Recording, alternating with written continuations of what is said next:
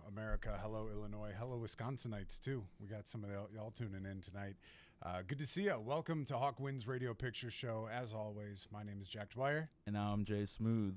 We've got such a great show for you guys today. But we got some cool things up on the horizon this weekend. Jay's heading out to Nashville, making a trip to Nashville. I'm going over to that. What's that museum called? It was the Musicians Museum. Musicians Museum, yeah. I feel like it's a trip long overdue. I feel like it's gonna be a fun trip, man. Yeah. Spend a good night over there. Yeah, you'll have some fun, man. There's take that trolley tour that I was telling you about. That's one of the best ways to see the city. Then you can party on Broadway too. Get your boots on Broadway. Broadway, that's a street over there. That is a street over there. Oh shit! I think that's a street in every major city. Now that I think about it. Get your boots on Broadway. Yeah, you're gonna have fun, man. Be safe on the road out there. Well, what's one fun? You've been to Nashville a couple times, right? Yeah, I've been to Nashville time What's or two. one fun thing other than the trolley that you feel like I should do? Oh man, do the get to a rooftop. Get to the rooftop on Broadway and overlook like the whole street because you'll see a drum kit in like every window. It's wild. It's really really cool. And you know that scene in The Grinch when he's looking down on all the Who's and he's like, they're making noise, noise, noise. It's like that though. That like every window has wamboozles and zamboozles and zing dongs and wing dong, but they got everything. It's wild. Like you'll hear 4 different songs. At the same time. Now, am I only gonna hear country music when I'm over there? Oh no, dude! You'll hear a very wide variety of music. You have rock. You got both kinds, country and western. No, I'm kidding. Country and western. You'll hear some rock. Last time I was out there, I heard rap. I heard gospel. I heard a little bit of everything. You know, it's a good time though. You're gonna enjoy yourself, good, man. And which leads me to my next topic. I was just hearing a couple of people talking about like not enough community in Chicago, and Nashville was one of the things that came to mind when I heard people like having or like cities having like a lot of music community in their like cities and stuff. I feel like that's something that Chicago lags, and from here on out I feel like it's our mission to bring more industry over to Chicago. Yeah. Music industry, you know. I'm with you, man. Yeah, it's interesting. Maybe in Nashville, like most people are musicians, where like in Chicago, most people are entertainers. That's a very cool way of thinking about it, man. Yeah, Somewhat. you know what I mean, because we do more than just music. Yeah, but there's a big art scene in Nashville, though. A lot of stand-up. But I feel like that's what you said is the reason why we should bring more industry over here to Chicago, man. Absolutely. Bring it everywhere, It's baby. a mecca of musicians, bro, or entertainers. I mean, absolutely. Bring it everywhere. Bring it in. But yeah, no, it's gonna be a good time. I hope you enjoy yourself, brother. You should get a lot of bourbon in you and have some fun. that was a given. I'm gonna look up the name of this one bar that I really liked. It was some crazy old cowboy who owned it, and he had a Cadillac, a big white Cadillac with bullhorns on the hood, and he mounted it like up on the side of the wall in the bar. I'm gonna look up the name of it and send it to you. But Was it the famous wrestler JBL? I don't know. It might have been. No, I don't think. He was a wrestler back in the day. I think he's an announcer now, but back when he was in his prime, he would come in. He was like a character of like this rich Texas billionaire, and he would come into the ring with a limo, and his limo had bullhorns on the front. That shit was the gangster shit I've seen. That is pretty gangster. That's like oil money gangster. Yeah, I think that's who he was portraying, I believe. Yeah. Rich Texan with oil money. Maybe he also was that too. I don't know. Shit, who knows? Who knows? But yeah, man, have some fun. It's you're gonna enjoy yourself. There's a lot of good food out there too. Kid Rock's bar was pretty dope. I really liked Kid Rock's bar. I know he's not the most liked American at the moment, but I fucking love Kid Rock, dude. And his bar was sick. It was really cool. Yeah, that's true. I walked in and there was this cover band playing. I think they were playing Poison. Nothing but a good time, and I was like, sweet. I'm like, this is like the first show of the night. It hit off with a good bang. So I'm definitely gonna try the Nashville style chicken. Oh yeah, it's good. It's good. Those sandwiches. Make sure you block a reservation in the toilet after because it's hot. It's hot. It's cool. I'm used to it. Yeah, you'll like it though. I'm used to sitting in the toilet for about an hour. All right. Anyways. But no, man, I have some fun. You know, it's cool. It's enjoy the music and just enjoy the ambiance, enjoy the presence. Speaking of music, we've got some cool music today. We have some great music today, with the voice of an angel, but who can also spit bars and rip shots of Malort. I believe her record in a single night is 6. Everybody, please welcome to Hawkwind's radio picture show, Morgan Gold.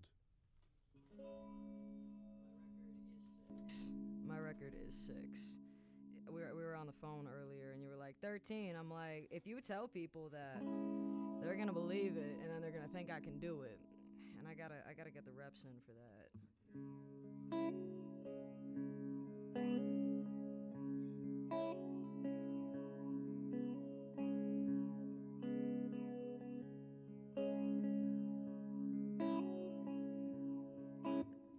Looking for a way to be self-aware, I still care about them, yeah. But if all I see is somebody who's incomplete, then who am I without them, yeah. This is not a giveaway, don't know if I can live this way. Got plenty to appreciate, and I suggest you do the same. Before you lose yourselves to me, please choose yourselves instead. 'Cause I ain't tryna live for one more minute for the people that I don't see. Feel like for the first time I choose me. 'Cause I ain't tryna live for one more minute for the people that I don't see. Feel like for the first I choose me.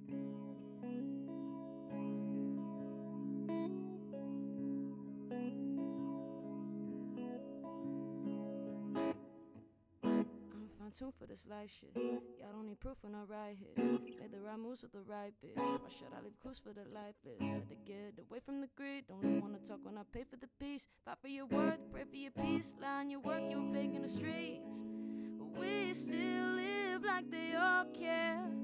What more have we to give when it's all there? Sell it like it is, 'cause we're just kids. It seems like we all die from the pressure. Seems like we all lie under pressure. Seems like we all lie for the pleasure. So don't lose yourselves. Oh, don't lose yourselves to me. Before you lose yourselves to me, please choose yourselves instead.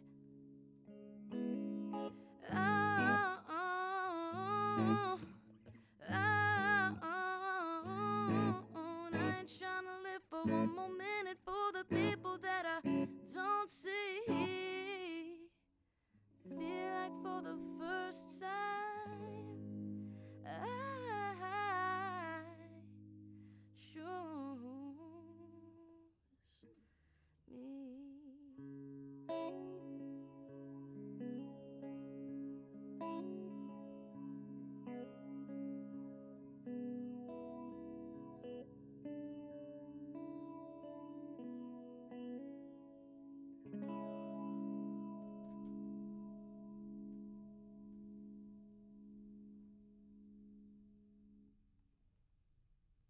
Yo, that was sick. Thank you. What was that song called? Completely Clueless. Completely Clueless. Holy Yeah. shit. That was a nice bop. Thank you. This is another original of mine. I've never done an acoustic version actually live yet, so this is my first time. If I butcher the words, I apologize. Shit. But you don't. But I don't think you know the words, and that's fine because if I forget the words, no one's gonna know. We can't sing along. Sorry. Exactly. No. That's fine because Nobody will know. Yeah. No, nobody gonna know. It goes like this. 1, 2, nothing coming through. Said it all, man, I didn't leave room for these new words. Shit, it's all a blur. No comprehension, it's just me and empty tension. Let's just dance around aimless in my views. I talk too much now, I'm just stay confused. There's too many changes that I'm waking up to. Hey, and I hoping I can keep myself together. Hoping I can keep myself. Hoping I can keep I just wanna see myself. Yeah. Oh, get better. Hoping I can seek out. Yeah. Pressure heavy. Devil tell me, baby, I know the combination messy. Tell me, you know I'm trying. At least when we're together, I remember how to smile. Busy here inside, I go line for line, reliving every rehearsal I did in my mind. 'Cause if I'm any less than perfect, then I refuse to die. No, that's a theme of mine. It's a fear that I fought with, dance around the subject, scared to be forgotten. Please spare your judgment. Why you gotta comment? All we do is fucking comment. Right now, that's the least of my concerns. Gotta build on all the newfound respect that I earned. 'Cause getting way too old to sit around and wait for my turn. And I hoping I can keep myself together. Hoping I can keep myself. I just wanna see myself. I'm getting better. Getting better. Oh. Hoping I can keep myself.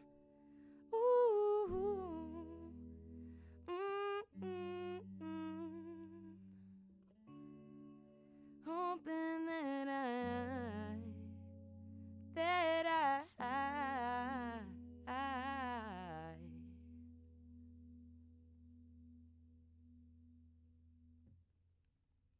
yeah. That was nice. Thanks. Incredible. Thank you. Yeah. Yeah, those were two originals. I've been really, really kicking my own ass to try and get gigs. Like, you know, it's so funny because like I'm in the R&B scene, which I feel like in Chicago the hip hop R&B scene are very intermingled. Yeah. And that's true. I do so many different gigs, right? And the gigs that always pay the most are the ones where you're at a bar and there's 3 people in the audience and they're handing you a couple $100s of a check at the end of the night just for your services. Dude, yeah. But like actually trying to, it's so funny because like I hate to say it, but I'm quote unquote like, I don't want to say I'm trying to get famous, but I'm trying to do this at a professional and pretty widely viewed level. A lot of those gigs, you either don't get paid at all, you get paid in exposure, or you gotta pay to play. And so even like, you know, any kind of gig that I can find, like even this, like, you know, I'm not getting paid for this, but I get to sit here and play for people. Like, that is so enriching. And I do that every opportunity I can, but like, just sitting here and being able to like, you know, just crank a few tunes out, like, anybody who's listening who needs something that they want to accomplish, like, just pick up whatever it is you want to do and just fucking do it. Because you're going to suck at it at first. I'm not the greatest guitar player in the world, but I got in front of y'all and I did it. Because I have to. So. There you go. Yeah. We're glad you did. Yeah. I'm going to turn my amp off. Cool. Let me get. Noise. Yeah. Let me get comfortable. Let's get Swifty. Let's get cozy. Let's get Swifty. I'm sorry I forgot the Malort today, guys. I was running late. I couldn't grab it in time. I hate you, Jack Dwyer. I'm sorry. You're the worst. Jay Smooth, let me tell you something. You rip 6 shots of Malort in a night. You might be calling your grandma, telling her about all the mistakes she's made. Listen, you were talking about 6 shots, 13 shots, whatever shots. Man, those are rookie numbers to me, my guy. What? Man, you don't think I could down a whole? I hate Malort, but I can down a whole bottle of Malort and then wake up at 5 o'clock in the morning and go to work. You probably shouldn't. It's in my blood. Probably shouldn't. You haven't done that? It's in my DNA. Jack, you haven't done a whole bottle of Malort and then gone to work the next day? No, I care for my body. Malort. I mean, is, You Malort's to. the herbal. you a healthy person. Malort is the herbal medicine of alcohol. True. I firmly believe that. Do you know the story behind it? How it all? Sorry. Oh God. Boy, yo, yo, yo, yo, yo, yo, yo. So all I know is it's a Swedish liqueur, correct? And it was manufactured it was manufactured though in Chicago. It was. Yeah, it's It was. homegrown. So I used to tell this on my bus tours all the time that it actually has to do with Walgreens. A lot of Walgreens locations. So during Prohibition, when the sale of alcohol was strictly prohibited, right? Walgreens only had a handful of locations throughout the city. And during that time, they were still selling Jeppson's Malort and other like medicinal alcohols for quote unquote medicinal purposes. And they were like, if you're going to drink this shit, we'll just sell it to you. And, whatever you want to do with it, you do with it. But after Prohibition ended, there were over 450 Walgreens locations throughout the city of Chicago, largely thanks to Jeppson's Malort at the corner of Happy and Healthy. That Sponsor is us. so beautiful. That is so beautiful. I love Malort. I love that brand. I've never seen a brand that takes pride in grossing people out and they do it with such style. Like Yeah. you can't hate them. You can't hate them. I dislike them. It tastes like medicine. Yeah. It reminds me of like childhood when they used to give you like that pink medicine bullshit. That actually tasted good. Oh, That didn't it? shit was God. creamy. Come on now. Yeah. Oh god. Malort, I think Malort tastes like black licorice, alcohol liqueur, siphoned through a dirty gym sock, served in a plastic bottle. Yeah, it serves like it tastes like expired lemonade with gasoline with grapefruit perfume, and I'll take a shot of it right now. Jesus.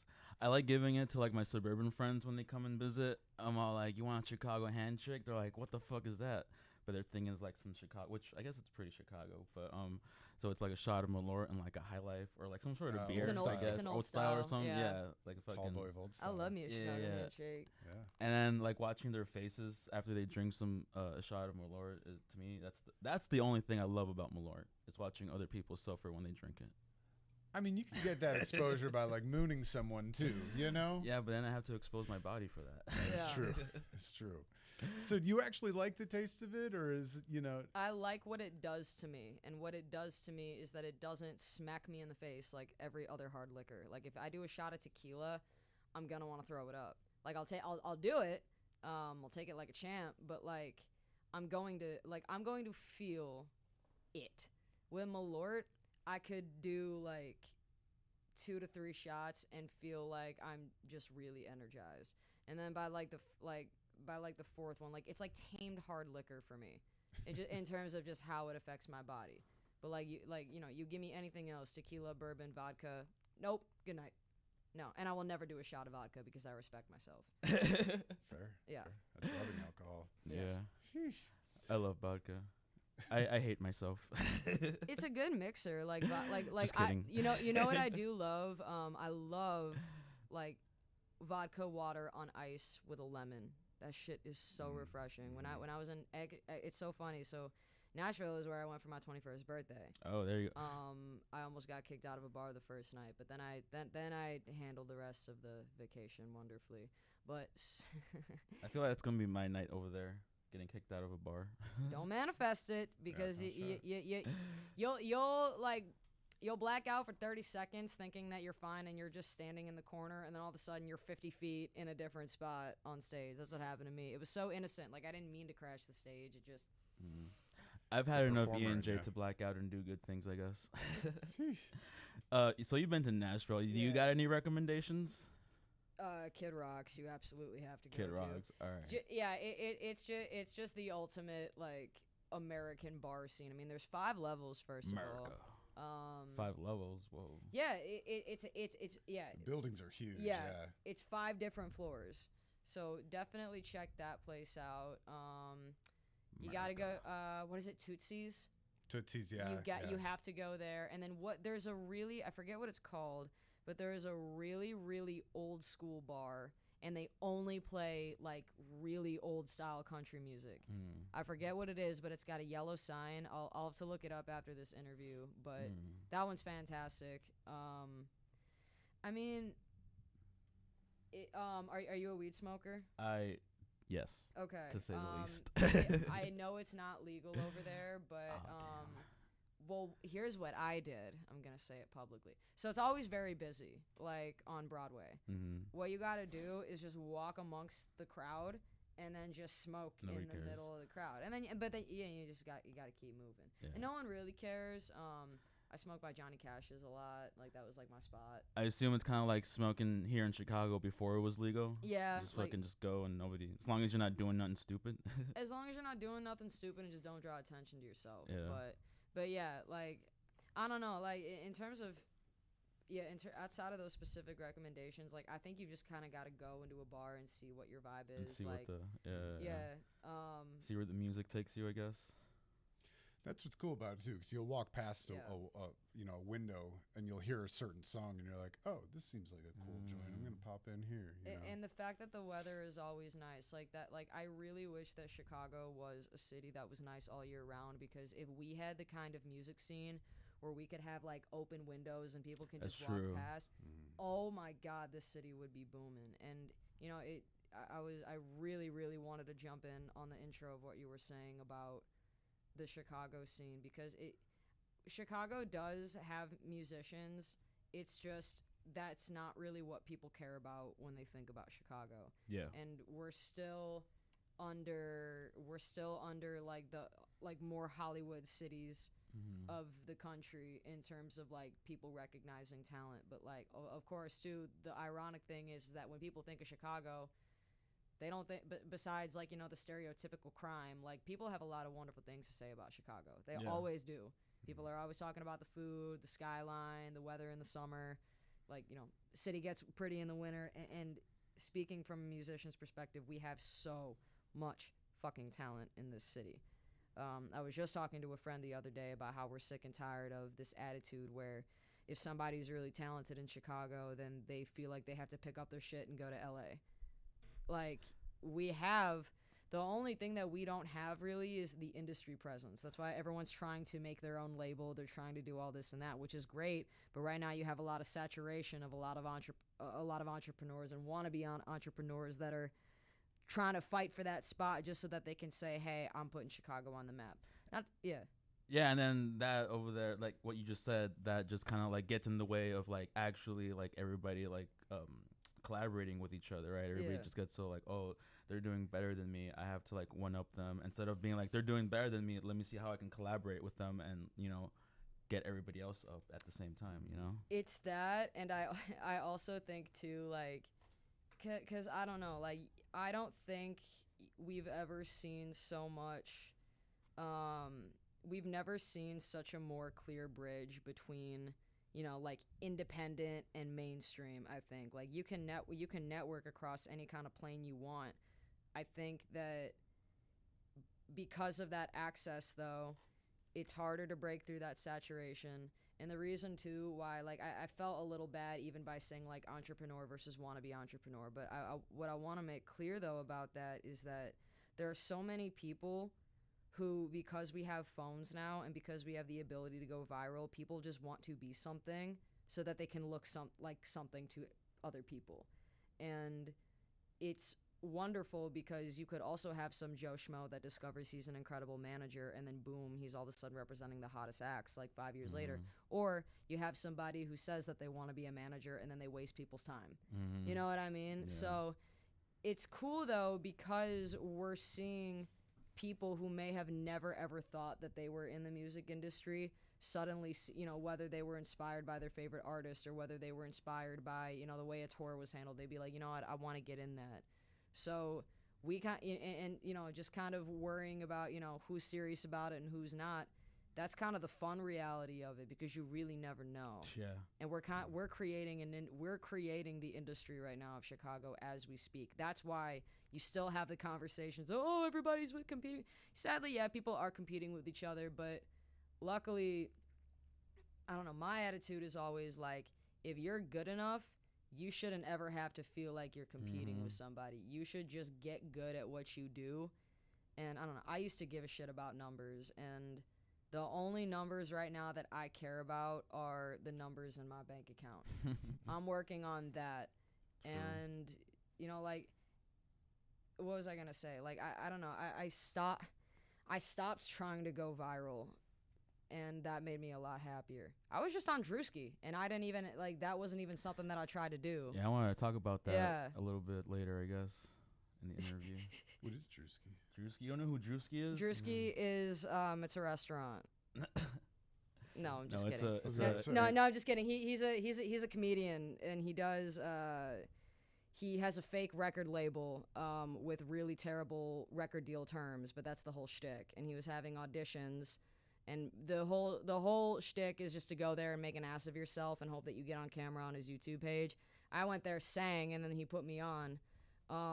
But it's cool because like I just showed up. Like I didn't have to, you know, I didn't go with the idea like I wanted to, like, you know, like I was there. And now I got a little bit of exposure, but I don't have to pay for the exposure. I don't have to send a million emails, and I still do those things, but it's just nice to have some sort of like opportunity, some sort of virality come just because you kind of were at the right place at the right time. I feel like it's a combination of that plus like the consistency and like the like just I assume you're like constantly perfecting your craft all the time, right? Had you not been somebody that like perfects your craft, had you had the opportunity to be on there, it would have been crap, you know what I mean? But because you're like somebody that like constantly works on your thing, consistency, and then you're constantly working, you got the opportunity to do it. So like sometimes when people say like, oh, I just showed up and it happens, like, well, yeah, you kind of did just show up and it did kind of just happen, but at the same time you put in a lot of like effort, a lot of like years of work into doing what you're doing. So it was just like opportunity plus the right time, right place, plus all the hard work you put in. It's something like I feel strongly about. All the hard work you do is just laying the foundation for an opportunity to drop out of the sky. Like, you know, I believe in miracles, but I believe that miracles are earned. And I believe that miracles are earned through your attitude, through your preparation, through your hard work. Like, you know, I've been quote unquote playing guitar for 10 years, but you would never catch me noodling for more than 20 minutes for up to 9.9 of those years, just because I was scared and I was like never good enough. You know what I mean? But now I'm playing more because I know that like the only way I'm going to manifest being good is just to do something. And right there is an example of putting in the work and watching the results happen in real time. Now that's not a miracle, but that is a miracle earned. If I become even close to Jerry Garcia, that's a miracle earned because I spent hours studying his licks. You know what I mean? Yeah. That would be a miracle earned right there. Yeah. What would be your ultimate miracle earned? My ultimate miracle earned would be to just do a sellout world tour. I think that would be the ultimate miracle, because that's at the top of what I want to do. Just play my music all around the world, get paid to do it, have it pay my bills, travel. Yeah. Well, I guess before you do your world tour, I guess let's take us back a little bit to like when you first started making music. Like how did this become to be? How did Morgan Gold become to be? I was born Morgan Elizabeth Gold, luckily, so I didn't have to come up with a stage name. I had been wanting to be the center of attention in my family since I could talk. So, like, I knew pretty quickly that I wanted to be an entertainer, and I went through, like, you know, oh, I want to be a singer-songwriter. Oh, I want to be a comedian. Oh, I want to be a comedic actress. Oh, I want to be a serious actress. I went through all of that. And then songwriting was just a skill that not only just stuck with me, but I was like, oh, I'm really good at this. So it was like, I think I was 19. Yeah, I was 19 in college. So I went to Columbia, and it's crazy because this degree doesn't even exist anymore. Like, I'm pretty sure that whole school is going bankrupt. But it was the comedic writing and performance bachelor's degree at comedy. That is what I graduated with. And I had like been doing a lot of screenplays, like, you know, just like for homework, like, you know, comedic screenplays, and then I would write a lot of comedic songs too if I just didn't have any other material, and people really liked them. So I was like, I need to keep this skill up, and I still was singing a whole lot, and I realized that I was a damn good singer. So I the way though that I got started in the career was a friend of mine was going to school for music business, and had to manage an artist for a semester. And she was like, if you're really serious about it and want to try being an artist, let me manage you to see how, see if you like it and see if you can keep up with it. And that's exactly what happened. And so here I am. I'm self-managed. I do all my booking. I do all my outreach.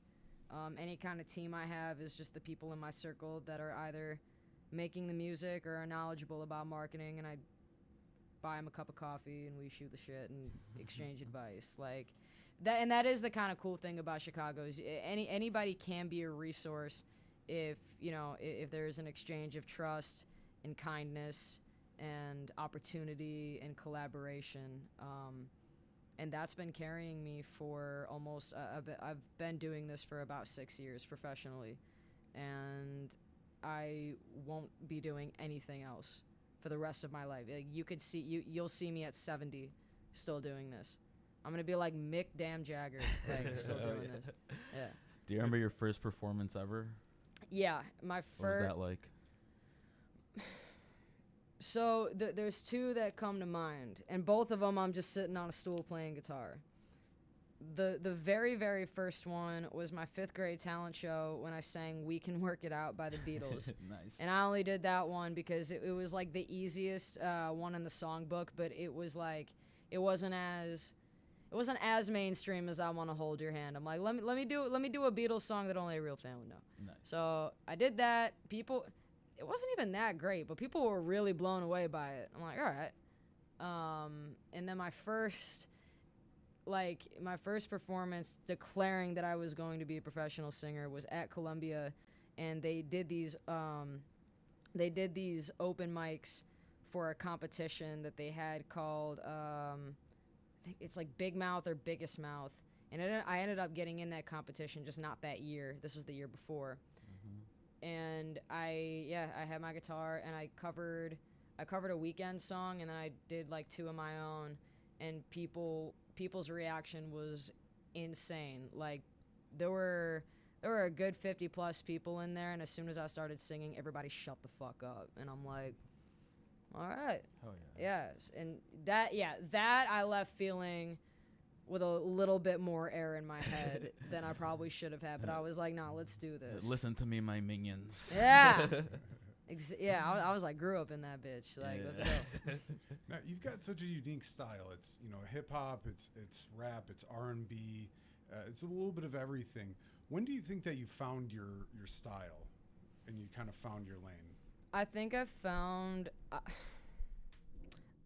my lane once. I think by the time my the I've Seen Enough, I Know What It Does EP came out, which I think was in like 2018, 2019, but I knew that, I mean, The Weeknd pretty much embodies all of the sounds that I want, and then it's like that, and then you throw Grateful Dead and some blues in there. But like that, but like in terms of like the showmanship, the darkness, but the beauty, the production, like I wanted a combination of all of those things. And so yeah, it was like right before the pandemic when I really was like, all right, like I got the groove now. And now but like even doing these sounds now, I know that like years down the line, like I'm gonna experiment. Like my dream is to put out a full blues album. Like I want to have a Stevie Ray Vaughan era for a little bit, but like that doesn't mean that I'm not gonna go back to R&B or put out a straight boom bap album. Like I will do whatever I want if I can do it when I feel like I want to do it. And again, if I can do it, because I love music, and I perform and love music of all kinds, but I'm never gonna do something that doesn't feel like it's mine to deliver. R&B just always came so natural to me, and it's just a big essence of who I am. And I'm a theater kid too, so I like the grandeur, I like the dramaticism of what like really just big music can do, and so that's what I'm currently building. Oh. And are you originally from Chicago? Yeah, I was born in LA, and then when I was 4, my folks moved to Buffalo Grove. They split up. Both of them remarried, but I was raised in Schaumburg. And then I moved to like actual Chicago 2016 when I graduated to go to Columbia. Are y'all originally from Chicago? Yeah. Yep. Very nice. What areas? I was born and raised in Logan Square, so like near here, Chicago kid. Very nice. And I'm one of those Shirish. I'm a Southside Irish guy, Mount Greenwood, Beverly area. So, I love both those areas. That's by the where way. you say you're Love from that. Chicago, but you're kind of from away from Chicago. I'm a mutt now. I would count that as Chicago. I would count more, if anything, I would count more of like that South Irish area, Chicago, only because it's just like just the vibes of it versus like when you go to like the northern suburbs, it's like like Shirish. yeah. Right. No, it's a good area to grow up in though. But well, I was originally under the impression you were from Wisconsin. Because when we met the other day, you had your Green Bay Packers jersey. Yeah, on. I'm not. Yeah, I am not. I'm glad you from- left the Packers at home too. Thank you. Appreciate it. Yeah, and I could have worn the jersey. Yeah, decided to leave it out of respect. Even though I mean, I don't know why I don't got no respect for the Bears, but I'm not from Wisconsin. It's so funny. A lot of my family, they're from Iowa, and in that state, because they don't have a professional team, it's like all college. So over there, they got to pick and choose which one in the Midwest. And so my stepdad was a big Packers fan. Got my mom into it. I got into it.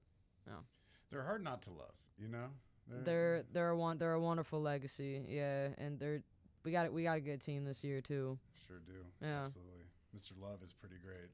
Mr. Love is great. I'm just glad that my entire time of being a Packers fan, like, I was never worried about the quarterback position. Right. Like, it was just a big weight lifted off my shoulders. Like, had a couple of terrible defenses, but you can fire a coordinator or whatever. They're not getting the fucking $200 million contracts. Like, we could be the Giants. True. Poor Daniel. We do have some comments coming in right now, and we want to thank you guys for leaving us some comments too. We have Star Angels with 2 Z's. Says so talented. Clap clap. Thank you. We also have Deadeye 22167. Hey guys, Vala from Val and the Villains. You are sick. Ugh, Malort. Sorry, I didn't like. Sounds like we Malort. got to do a shot together. Yeah. Damn. No, they're good people. Val and the Villains. What up, y'all? Good to see you. Yeah, if any of you guys got comments out there, please let us know. Drop us a comment if you got questions for Morgan or Jay or Raj. Let And us know. subscribe to the YouTube. Subscribe to the damn channel. Yeah, hit subscribe, like all that. I feel weird saying all that, but I've also danced like a monkey. I don't with feel a hat weird. tip, so yeah, there's worse. How else things. are they gonna know True, that to is do true. so? But yeah, no, follow along. If you like the show, please subscribe. Also, too, in the description, you're going to find a lot of Morgan's information as well at Morgan Gold Music for pretty much all social media platforms. So be sure to check her out and give her a like and follow as well. So yeah. So let's see here. So your guitar is a Gretsch. I love your guitar. You were, it was funny, before you even pulled out, you're like, I got a little bluesy thing. And I was like, that's so cute. And then you gave her a name, too. Can you tell us a little bit about your Gretsch and her name? Masha, my fiance Jamie got it for me, and I just got new strings on her. She's gorgeous. She is just a silver beauty. I named her Masha after, I didn't know it was a book, by the way, until after I watched the show, but there's a show on Hulu called 9 Perfect Strangers, and Nicole Kidman plays Masha, who she runs this like wellness center, but she uses a lot of psilocybin, and so that's like the whole show is about like the patients like not really like slowly starting to understand that like they're under the influence of psychedelics and they got to deal with their problems. And and Masha's got silver hair, and so like yeah, just put the 2 and 2. And I also tend to play Masha a lot when and I play through Masha a lot when I'm dealing with my problems, because like I've discovered that playing guitar, if I mess up, even when I'm just in my house and nobody's there, I don't like that, like I get that chill of embarrassment on my body. And so like I try to play through that as much as possible. And so I don't know, like Masha being the figure, being like, nope, you gotta face your fears. Yeah. It's a cool way to name it. Yeah. Now, were you sold on Gretsch, or did you did you have one for a while, or does this? No, she picked it out for me. I had never owned one, and that's probably my most frequently used guitar. I've got a Telly that was actually custom made for me. Oh. I've got a Les Paul. Her name is Cherry. And then I've got 2 acoustics. I've got a little mini Taylor, and then I think the bigger one is a Yamaha. But it's funny because I never, like I said, like I just started kind of really taking my playing seriously. So I have way too big of a collection right now, but in a few years it'll be like, wow, that was a small collection that I had. Like, yeah. Very cool. What's next on the list? Oh, goodness gracious. I think, well, first I got to get everything restrung. Honestly, I'm really happy with my selections of guitar. I think before I even get a new one, the Les Paul that I have, it was my first ever guitar I got for my 10th birthday, and they don't even make them anymore. And I really, really just want to take it to a shop and just get it refurbished. It has never been restrung in like 15 years. It's never been dusted. I feel terrible for the way that it's just kind of sat. So I want to make sure that I get it cleaned up and I really start playing it the way that it's supposed to be played. Yeah. Oh, yeah. So no new guitars until I make sure that I take care of the ones that I have right now. Nice. Yeah. You've got a couple music videos out. Yeah. Yeah. Who do you direct all of them? What's the process behind that? I wish I was solely the director. I'm not that big of a genius. I definitely have a hand though in in the simplified visions of what I want. I've worked with a lot of incredible people. Baka, Jason Kaplan, Bradley King. Baka and Jason I actually did on my last 2 videos, and Baka for the Permanent Damage video, she came up with the whole Bonnie and Clyde plot, and I was like, that's genius. Nice. And then the two that we just released, Long Life and Megalomania, those were just me and Jason together. And Long Life I definitely had a big hand in, and then Jason, just because he's worked on a lot of short films, like he's in charge of kind of like how everything gets edited, like the flow of it. But I feel like the more grown up I'm becoming, like the more I'm starting to just understand what I want. And so like that's what I'm really, really excited for. Like, cause everyone's afraid to get old. I'm so excited. I'm excited. Like I'm 26 right now. I'm damn excited for my 30s, because just with all of the art and the knowledge that I'm consuming and all of the things that I'm even trying, how many people can say that they were in multiple music videos of their own music? So like I want to start like having more of a hand to in the actual camera work. Like I'm not really like into holding the camera, but I want to break free of that. But everything that I've done has been a super collaborative process. Yeah. Nice. Anybody that you've collaborated with that you thought was like, oh shit, this is like a really cool collaboration? I mean, the Permanent Damage video with Baka and Jason, and then Delissa, my co-star. I mean, that was the best video I've ever shot. I didn't take into consideration the amount of acting that we had to do, because I mean, we were Bonnie and Clyde. Like we were literally like fighting and flirting and then killing each other on camera. Like, well, no, we didn't kill each other on camera. We got shot by cops. That sounds like my last relationship. Oh, did you make a video for it, Ellie? I should. I'm probably going to now. Fuck. I'm actually writing a book. I'll buy it. I will be your first customer. There's a story where somebody breaks cabinets in the morning. Yeah, not a good. Shots fired. There were and in my video there were literally shots fired into my damn chest. Like that was hard to do. And we also had blood covered. We had like blood covered and everything. I can't believe I ruined that outfit, but it is what it is. But yeah, the energy that we all had together. I mean, I've never worked on something that intense. And I felt damn accomplished when it came out too. Yeah.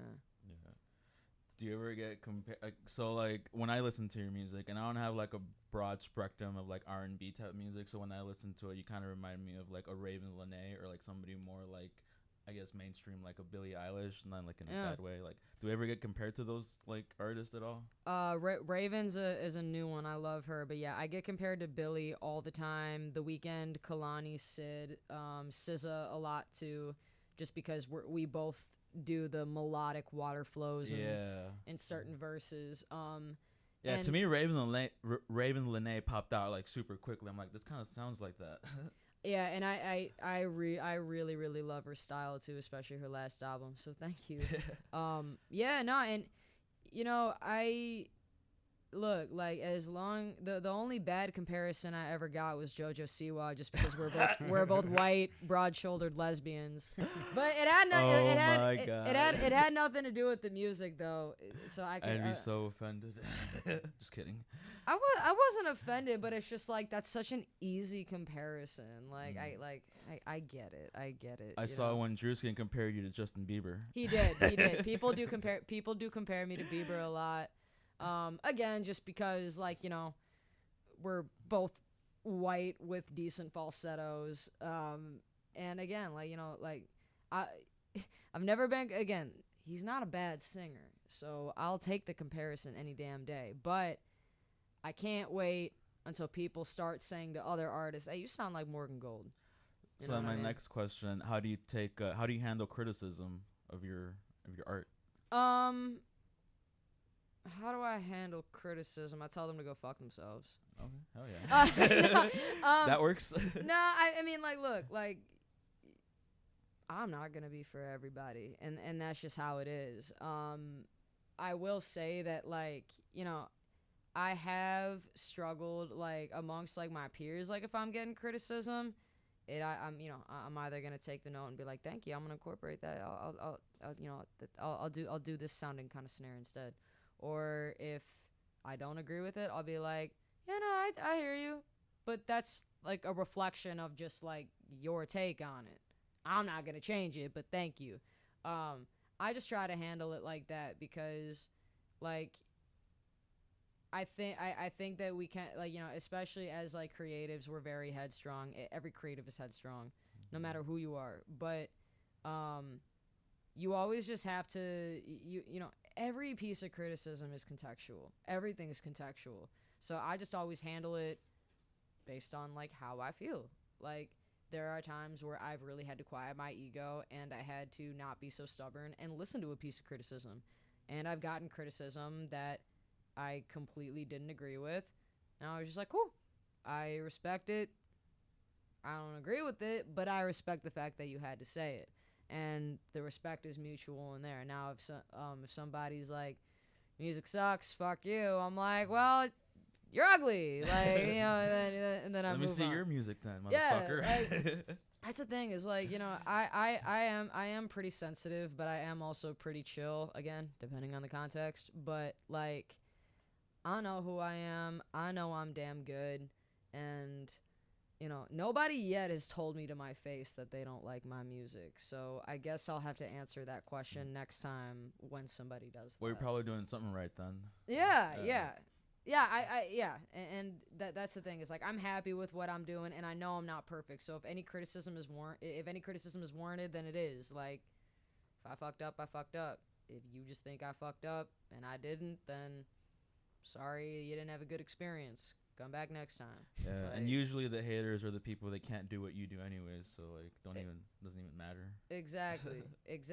And you know, if I, like, the less time I spend worrying about what somebody I don't know says, and the more time I can put into me, my business, my career, my decisions, my health, You know what I mean? And it's not healthy to be worrying about, criticism. I know a lot of musicians say like every single song is like one of my babies. Like I can't pick like a favorite one, but there's like a song that you've written that you're probably like, this is like I'll probably always have on my set list when I play live or something.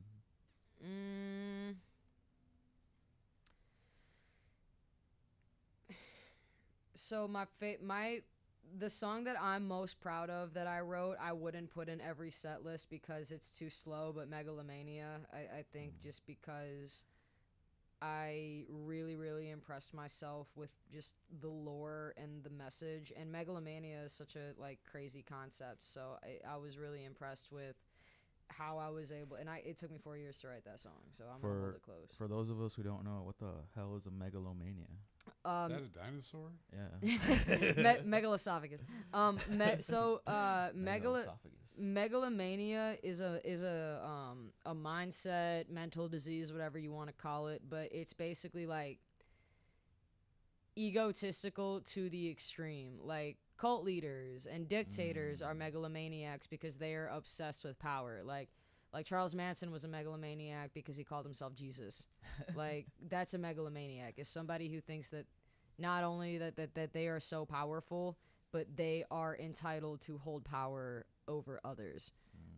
So my whole last album was called Megalomania because my music for a very long time was, and I feel like it'll still hold this theme just because like power and fame and greed I think is so fascinating because they're really humans' most dangerous weapons. We just don't really talk about it because like, we got guns, we got knives, but greed and paranoia, that's where the root of that evil comes from.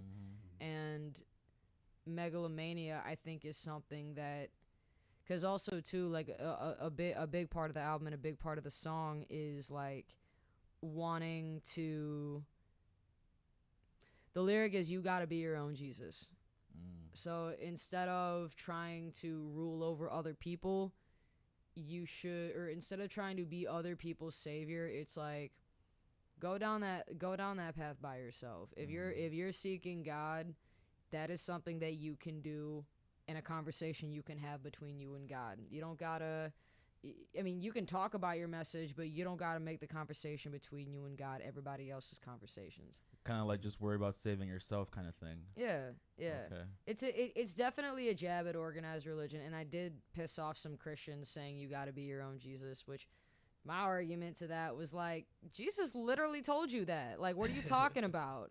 But some people, it's like any kind of reinterpretation of a religion or a dogma that they follow, they are strict about it. But I wanted to kind of take a risk and be like, nah, like I'm agreeing with you. I'm just saying it in a way that's so bold that probably only Jesus himself would agree with me if I said it. And I grew up both Jewish and Catholic. And now I've got a viewpoint that every religion's got some truth to it. So that's also why I wrote Megalomania, was because I think that power and wanting to know more of something is something that everybody can relate to. Yeah. It's true.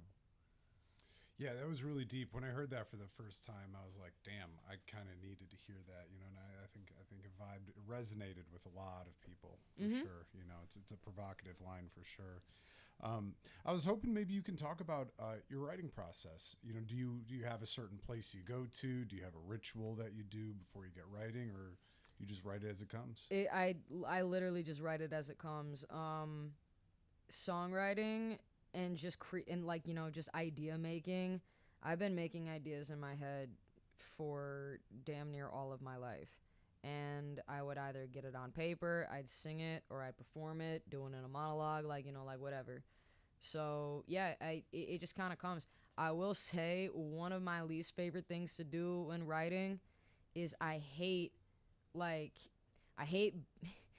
being in a studio. I don't want to say that I hate it because I do it often, but it's really, really hard for me to get into a mode where I can write properly, where I just write everything from start to finish and the beat is playing on a loop, because then the beat starts over and then I lose my spot. Like if I'm in the studio, I have to leave the room where I don't hear music so that way I can just that's why I don't like to have a ritual, because then I feel like I'm constricting I'm constricting my abilities to like that they have to be conjured by that ritual. When it's like, no, like I could go for a walk and the perfect line will come. I could be on the bus. A lot of my best ideas come on the toilet, like straight up. No, they do. Like that's how they call it, like bathroom thoughts, shower thoughts, like toilet thoughts. Like I wrote, like one of the first songs I really impressed myself with was called Portofino, and I wrote that during a party in my apartment on the toilet because I didn't feel welcome in my own apartment. So I just isolated myself, went to the bathroom, wrote it in 15 minutes. Like, what else? Like on vacation, like, all right. But like what happens if I'm on vacation is I won't actually like write a full song. I'll just have like 10 notebooks of random little phrases, and then I'll come back and then they'll all just flow together.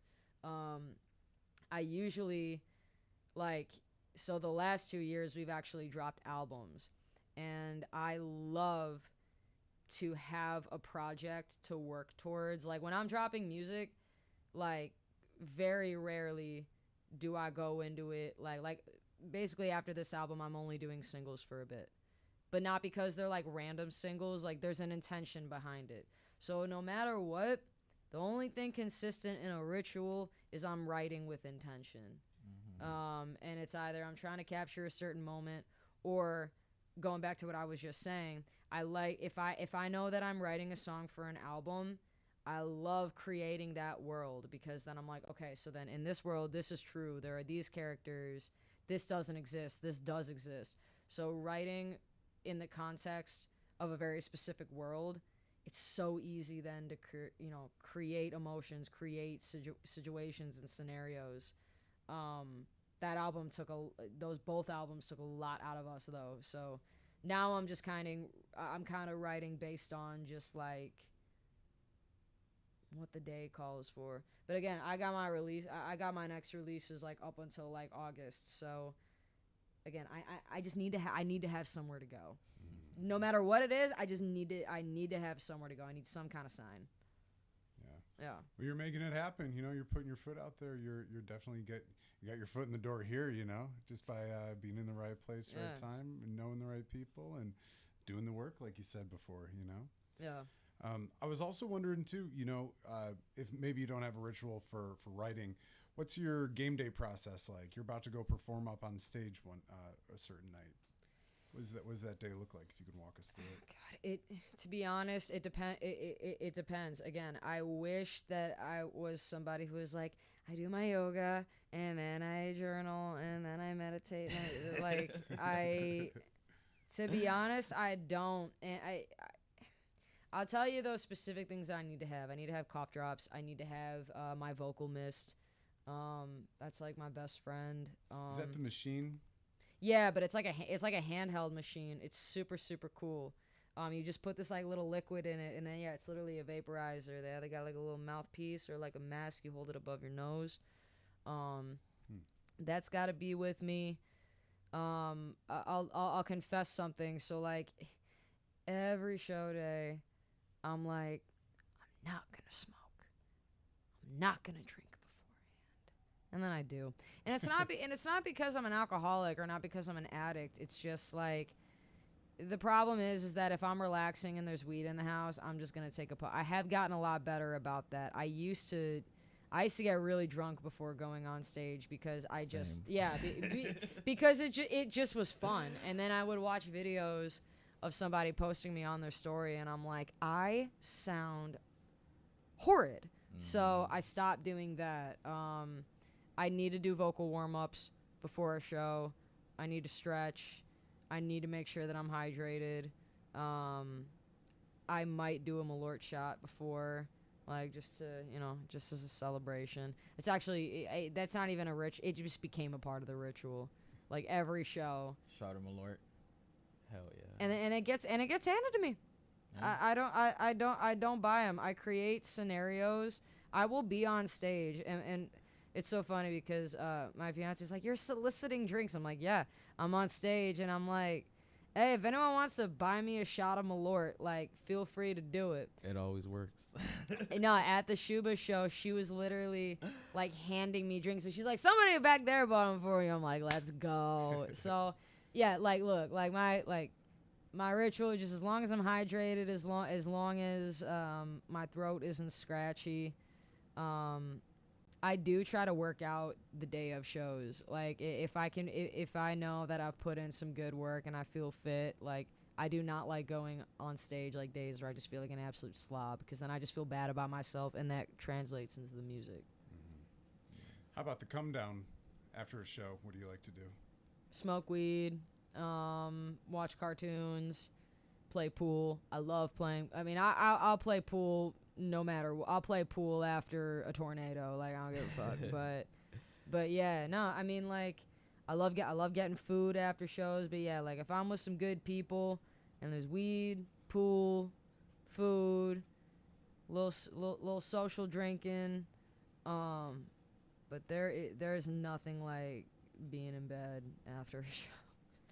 Being in bed after show and me and my girl just watching a movie, knock out, like, that's how you know that it's over. It's over. Yeah. That's how you know it's the end of the day. Yeah. You ever done a show on mushrooms? Yes, I have. Was it the best show ever? Probably not. No, but it wasn't the worst show ever. I will do a show on shrooms any day over a show on a lot of alcohol. Or a Like, show on acid.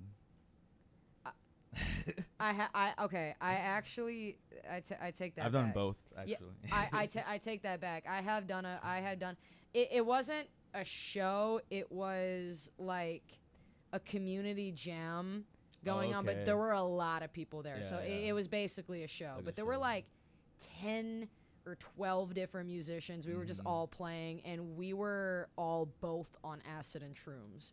So that was a pretty intense experience. And I wasn't playing anything. I played guitar for a little bit, and then I was like, this is weird, and then I put it down. But then I just did some vocal freestyling. And some of it's good. Some of it, I sound like, and I mean this in the best way, I sound like Donna, the Grateful Dead's backup singer from the 70s. That's what I sound like That's singing. awesome. That's what I sound like singing on acid. Yeah, just that like. You ever like sing on acid and get any like cool visuals or anything? Yeah. Yeah. Yeah, when I played guitar on acid, Oh my god.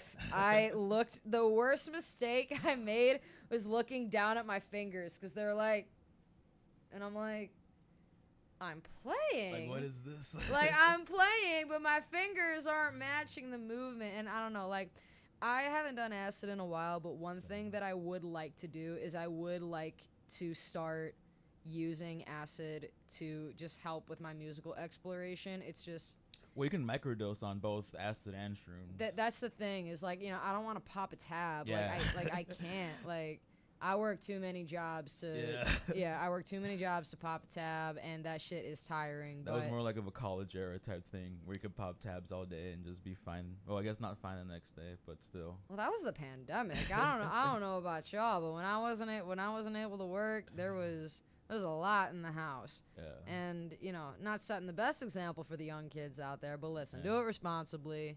Take a little acid, find yourself, make sure you got babysitters. But yeah, I do love psychedelics and what they've shown me. I mean, like, you know, I wouldn't be a deadhead if it weren't for psychedelics. Yeah. There's Yeah. a lot of shit that I probably wouldn't be doing right now had it not been for psychedelics. Straight up. Yeah. Yeah. You just gotta, you really do, though, have to know yourself Oh, yeah.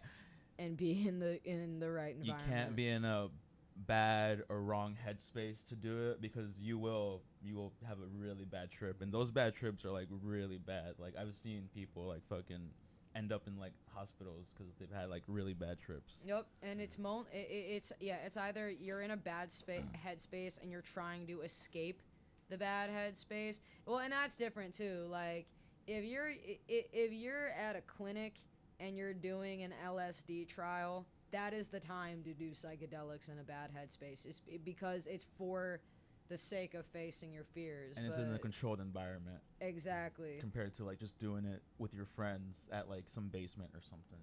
Yeah. I did 4 tabs one time. I do not recommend that to nobody ever. But I was having band practice with my band, and my drummer had done some acid too, and we started playing, and right when it started to kick in, I was playing guitar, and every note that I was playing had a different color. that had matched up with what my drummer was playing at the time. So like he would hit a cymbal and it would be green. And for some reason in my head, I knew I had to play a green chord, which I don't know what the fuck that is, but I just played a chord and it just came out green for some reason. But yeah, that was pretty intense, man. I'm so I've heard a couple of times of people seeing color, and I haven't seen that yet with music. That's beautiful. I I've took seen 4 color tabs. also, Yeah. So I do not recommend that. You probably haven't heard a lot of it because normally people don't take more than like 1 or 2. that's crazy. How long did that last? Oh, dude, probably almost like, I don't know, a day or 2. Maybe for sure a full day, and then I went to sleep. I was still kind of like feeling it the next day. And then yeah, like I don't know if, for those of you who don't do acid, the next day after you do acid, when you come down from it, your brain is just like shot. Like you're like extremely depressed for like, well, if you take as much as I did, you're like your brain loses all this like dopamine or whatever or serotonin or whatever the fuck, because it used it all while you were doing your acid trip. And then when you come down from it, you just feel like super depressed because your brain can't make that chemical anymore. So again, don't recommend it to anybody. It was a fun time. I personally don't regret it, but I recommend doing it if you're in a controlled setting and you're ready. I don't recommend it Exactly. if you're not ready, and I don't recommend 4 tabs. exactly. But I respect the hell out of you for being here after. So Yeah, it was not. Yeah, Yeah. it was crazy. good shit. During that trip, when I got home, I turned off the lights in my bedroom, and I thought I was dead. Like I thought it was like just like the spirit of like myself. I'm like, dude, that's it. I like overdid it. And then my Waiting for the light. my roommate's dog came in the room, and I thought it was like an evil demon about to take me to hell. It was just his dog. Yikes. Yeah, fun times. Yeah. Acid ads. Thank you, Grateful Dead. Thank you, Jerry Garcia. Thank you, Osley. So Morgan, can you maybe walk us through what was your favorite show you've ever performed? Maybe what's your least favorite?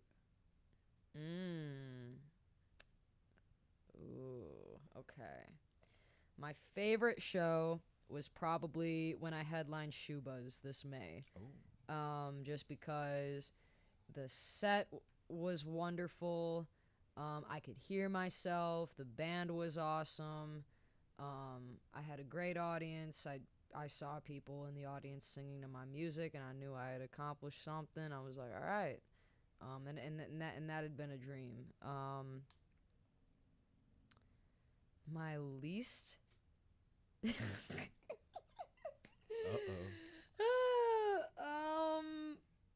Okay. There's a couple. There's a couple. So, the first gig, and it's so funny because I would go back there and play any minute, and for that reason, I'm not gonna say which restaurant it is. But I played at a restaurant, and it was the first time that they had ever had music there. They had never done it. Oh, that's the worst. Yeah. So I didn't know until a day before that they had no PA system or no mics. That's even. No nothing. So my grandpa was like, we're going to go to Guitar Center right now and rent a PA system. And you could rent it for a day for like $80. So that's what we did. And at the time, I could probably set up my own PA right now. But like then I was like, I still had no idea what I was doing. So my grandpa set it up for me. And God bless my brothers. You know, they're 15 now. They were a little younger at the time. Like maybe 7.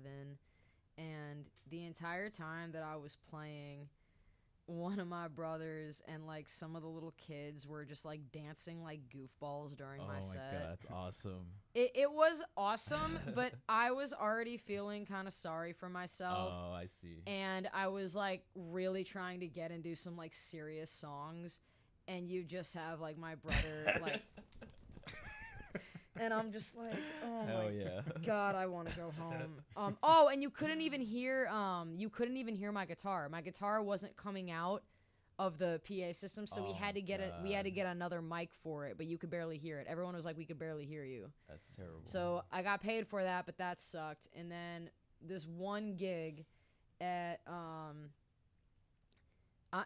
I will say the name of this venue. Y'all ever been to the Forge? Yeah. It's awful.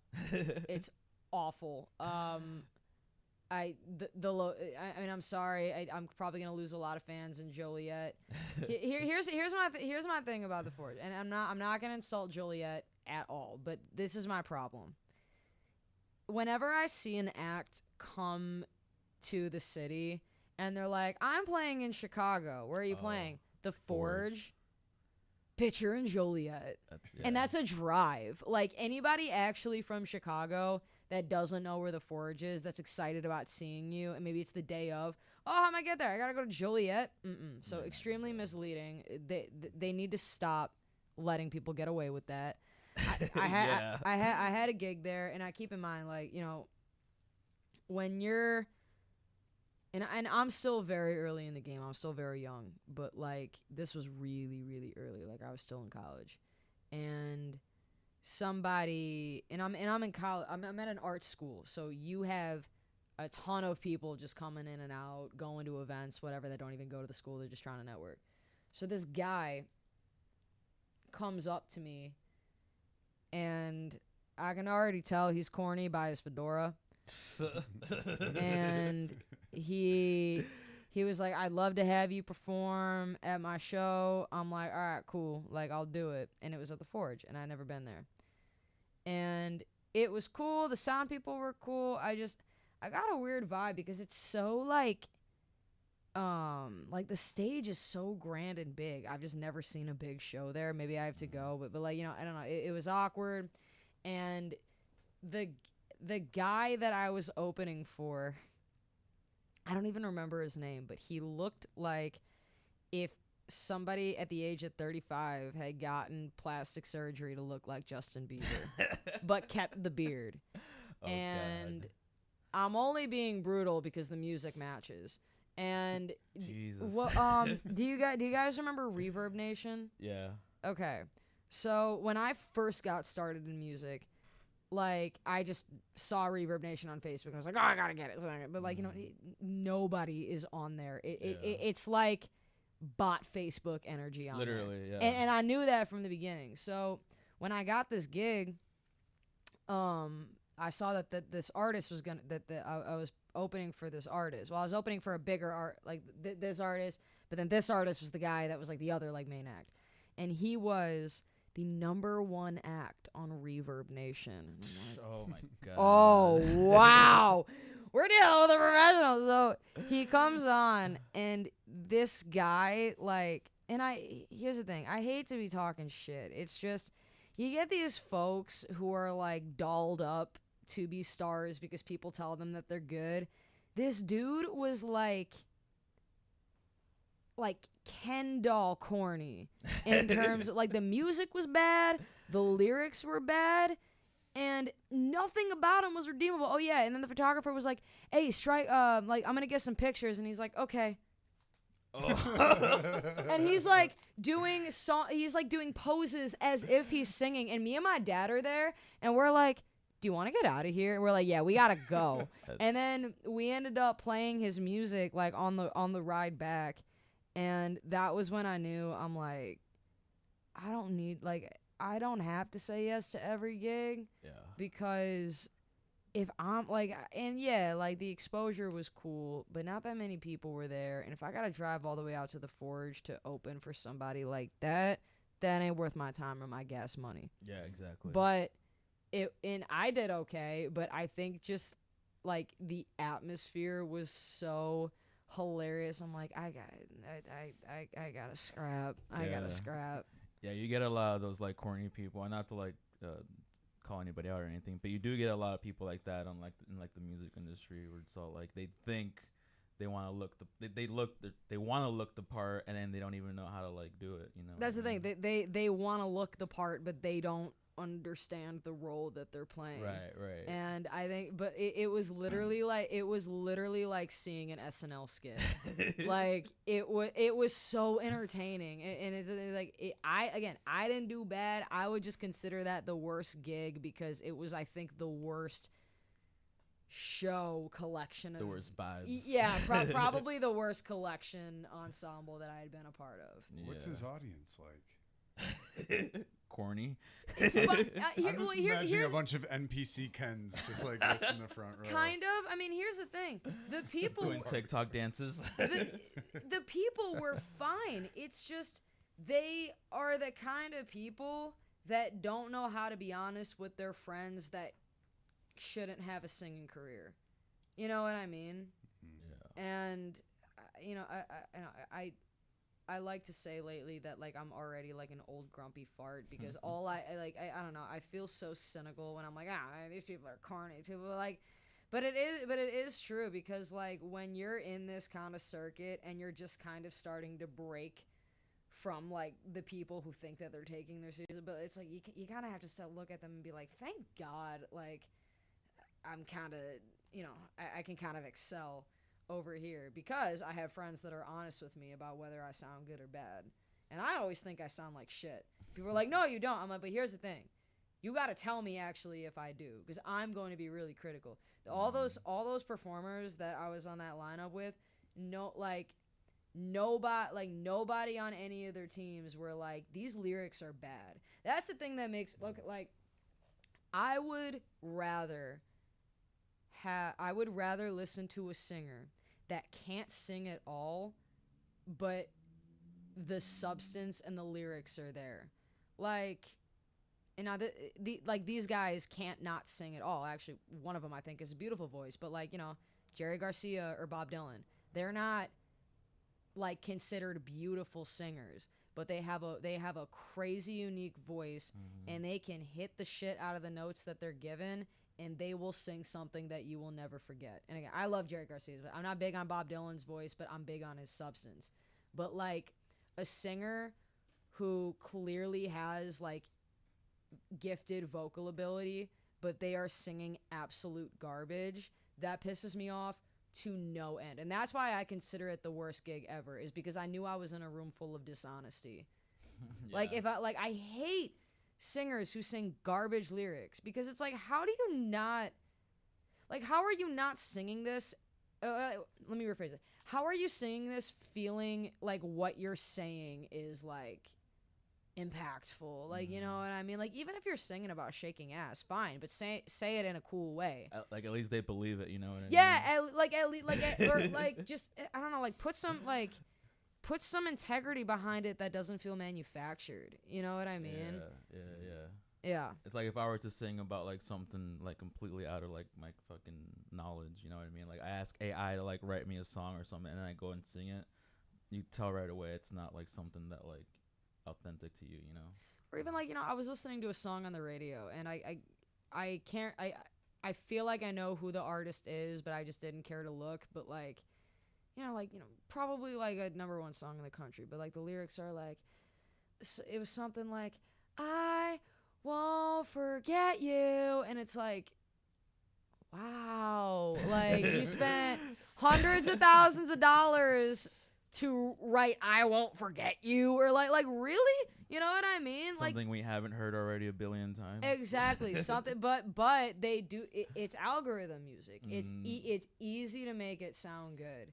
And you know, like I'm even writing for other people, and some of the stuff, and like sometimes I am challenged with like, okay, I need to write a song that sounds like the mainstream audience will love it, but how do you do that in a way where like you're not singing something that's like just super cliche? And I gotta like, and I'm a theater kid, and I've got a big problem with cliche. But there's a way to do cliche, like don't overdo it. Well, you have to know when to overdo it. Have y'all seen Moulin Rouge? Oh God. It's my favorite movie of all time. Nicole Kidman, that is some of the best acting ever. And my other favorite film, even though it's not a musical, it's the same statement, Kill Bill. They overdo it. They overdo their acting in ways where the audience is able to identify that they are clearly playing a character. But what it is it's like the emotions and the awareness is heightened to where the audience knows that it's not real, but like they want to feel it. Like you know, like if you're in a good mood and you walk outside the house, you're probably walking out of the house just like, it's a nice day. But like if you were in a musical, you're like you know what I mean? And so like, but that's where it's either like, depending on the actor and depending on the director, that is either really good or really bad. And like, and that plays into acting, that plays into music, that plays into everything. It's like, I love cliche, but I hate cliche because it, like, again, like if it's good, it's good. Like Nicole Kidman, like perfect example of cliche is when do you remember the scene where, I don't know why this specific line comes to mind, but the scene where her and Harold Zidler, they're like getting her in her costume change, and he's saying like, all right, like the Duke's here, like if you sleep with him, like he's gonna fund us. And she's like, what's his type? Like bibbling flower or smoldering temptress? And I'm like, nobody would talk like that, but the way that she does it, like I want more of it. Like, you know what I mean? Because she's so sure of it. Right. God, like, and but the more I like see just performances now, I'm like, you really have to know where you're going with that kind of energy, because you're either gonna not know how to handle it or you are. Yeah. When you're releasing music, do you have like social media and like Instagram and all those algorithms in mind and stuff as you're releasing, not writing, just like releasing music and stuff? Yeah, I mean, I don't know. I'm very active on social media, but like I'm not one of these artists that's like, get ready with me, or here's something I made in the studio, like every damn day. That's though why like the last two albums, especially the last album, I went really, really heavy on like the easiest marketing tool in the world for me is like conceptual photo shoots. They're not preferred because it's not a video telling you to do something, but like I would come up with a really, really sick photo shoot, and then like that would be the teaser, but then we would turn that into like still reels where it's like boom, boom, boom, boom, and then there's a song behind it. You know, you get 3 to 4 lead singles.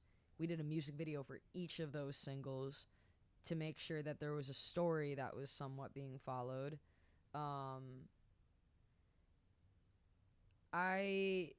I want to feed the algorithm, but at the same time, I think I'm still trying to hold on to that word of mouth energy. Like like, you know, I like a lot of my recognition has come through social media, but anytime I was like promoting the project, a big half of it was performing it. Like I'd do gigs. I'd be like, here's a song from my upcoming album. I performed my ass off leading up to the album, and I still do. But I take great pride in my rollouts, only because like, you know, I'm on an independent budget, but like people will be like, oh, like that photo shoot was like really sick that you did, like I want more. So I'm like, cool. Like at the end of the day, it doesn't matter how you feed the algorithm if you're giving people an interesting story to follow. And I'm terrible at it. Like I don't promote my shows or my shit nearly as much as I should. It's just like, God, I wish I had somebody doing it for me. Cause I don't feel bad about saying like, oh, like, you know, my new singles drop. Like I'll be like, my new singles drop like every damn day. Hell yeah. I'm just so terrified of sounding corny, and I have sounded corny so many damn times. You kind of have to when you're an artist. Yeah, I was gonna say I saw a Tyler the Creator like interview, and he was pretty much talking about how you shouldn't feel embarrassed or shy to like promote your shit. He was saying something like, oh, I'm still promoting my song that dropped 2 months ago, and I'm still here promoting it till this day. Like if you made it, you should feel proud to like promote it every day to everyone. Like you shouldn't like feel like you're being corny, even though some people probably view it as that, but like they're not gonna either they already listened to your shit or they're not gonna listen to it anyway, so it doesn't even matter. You're not gonna be selling your material anyways. Exactly. You gotta sell it on your own. Well, and also I'd feel more corny if my music was bad. Like that's the thing is like, now I kind of have the mindset of, okay, like if I know something's good, I know people are going to want to listen to it. It's just finding a way or finding a funny thing to say. Like I always say, like if you're not a Morgan Gold fan, become one. And like first thing I said when I walked into y'all's studio last week was like I immediately asked Logan, I'm like, am I bad? Like I will say bold shit. Like that's the thing. If I'm gonna promote my music, which I do all the time, I will be very bold, and I will say something that an insecure person would probably be like, who the fuck is this? Like, you know what I mean? Just because like my belief is that people already have the notion that an artist is going to be bold. So I am going, like, my goal is to immediately prove that notion to you, because I'm not afraid of the notion that you're putting on me. I'm not afraid of you saying that I've got a big ego. I'm not afraid of you saying, oh, she thinks she's so cool. Yeah, I do. Anything else? Like, now, I'd like to think that I'm a little, I'm a very sweet person, but like, if people are going to already have that, oh, like she's corny for doing that, like that, and that's why I feed the algorithm, because people are going to think that. I'm afraid of looking corny, but that the one corny thing I did stop doing was like, you know, like, and I still do it sometimes, but only to like legit playlisters. But like, you know, there are so many bait tweets on Twitter where people are like, I need new artists to listen to, and then like, you know, 500 different comments. But that's the thing, they're engagement farming. They're not actually going to listen to your music. Those are the corny things that I've avoided. Like I don't do that thing anymore where like a channel now, like unless it's like either a really big channel or it's like a homie of mine who like I know is gonna genuinely support it. But like, you know how like people be like, oh, we're live listening to music submissions, submit your music and then I'm gonna react to it. Like I used to get anxiety about going on certain pages like Instagram and be like, oh my god, I'm gonna play my song, and then like and then I'm sitting there for like an hour when I easily could have been doing something productive, just watching this stream. Who should I play next? Morgan, play my song in the comments. But they're like, we're gonna go with the other person, and then I'm like that. But see, yeah, that is the corny energy that I've tried to stray from, because, like, again, why would I do that when I can go play at a bar? Or why would I go do that when I can go lay down vocals on the song that I know that I need to complete? And like certain live streams, again, like if somebody hears you and they turn that into an opportunity, I've seen that happen. That's happened a couple times for me. But it's just everybody's trying to get seen right now. And I think that in certain ways, you have to protect your energy and remember what it's about. Like, are you trying, like, again, like, that's why I'm playing guitar so much. And I will keep bringing it up because I can't tell you what it's done for my motivation. Like, if I have the option of channel with 5,000 followers with an average of, like, you know, 60 viewers on a live stream, not knocking it, but I'm going to submit my demo so 60 people can listen to it and the host can say, yeah, it's okay, but I wish the drums were a little fuck you. I'm gonna go practice my guitar scales for an hour because that is going to make me a better musician, not the person saying that they're an A&R, acting like you can give feedback on my music. You don't make music. I was gonna say, yeah, they probably don't even play an instrument. No, a lot of these content creators pages don't. Nope. And ain't nothing wrong with it. It's just like, that's the thing, is like you can't be too baited in this influencer exposure thing, because like at the end of the day, it's like you have to see through it to a degree and realize that that's not going to be beneficial to you all the time. Yeah. And it's not what you need to be spending hours doing. Go practice. Yeah. Yeah, I kind of understand what you're talking about, doing like this whole like podcast thing, also doing music in a band, like trying to like do this podcast to where like people are seeing it the most and trying to like get onto like all these people's pages and stuff. But then like I'm over here like exactly what you're saying, like I'm watching this person stream or watching this person, like hoping they reply back to like my fucking podcast or whatever, when I could be practicing for an hour on my guitar, fucking learning new songs or whatever. Exactly. So yeah, I completely understand what you're saying, and people get really like really too deep into it, you know, and then that's all they do, and they lose every other skill they've ever like managed to gain. And which, yeah, and I'm sure too that if there are homies that literally have pages like that do submissions listening, they're probably gonna hate that I said that. And I do want to make clear that I don't have any disrespect or animosity towards pages like that. Right. I am really wonderful friends with people that have very successful platforms that don't even need to rely, like that used to do that, and now they're so big that they don't even need to rely on music submissions for engagement. Because that's what I realized too. The music submissions and the comment for your song to be played, that's engagement. That's engagement farming right there. And that's why I stopped participating in it. It wasn't so much of, oh, I don't fuck with this page. It was just I still have the goal of performing my music for the world, but if I'm gonna do it, I need to make sure that I'm actually ready, because I'm a great singer and I am a decent guitar player, but I want to be ready to play the 2-hour sets. Like I want to be completely fearless in shredding a solo. I'm not there yet, but I will get there. But I'm not gonna get there sitting on my phone all the time and doing something in engaging in other people's. And it sucks because we all want engagement. We all want viewers. We all want subscribers. And at the end of the day, we want money. And as an artist, you need exposure. You need attention, because attention translates to money. We all need it. So at the beginning of the day, I need money. yeah, at the beginning, middle, and end of the day, you need money. And social media found a way to make attention the new currency. So I do have to be mindful and just remember that, like, hey, like, other people are just as desperate as I am to get seen. It's just lately I've been happily selfish with my energy, just to make sure, again, that, like, you know, if I'm gonna be all macho and egotistical about my music, well, I need to make sure that I'm good enough to speak on that and then go get those gigs, because also I don't want to be supporting everybody else if I'm not supporting myself first. Let me take care of my rehearsals first, and then I'm gonna tune into your stream, and then I'm gonna come to your show.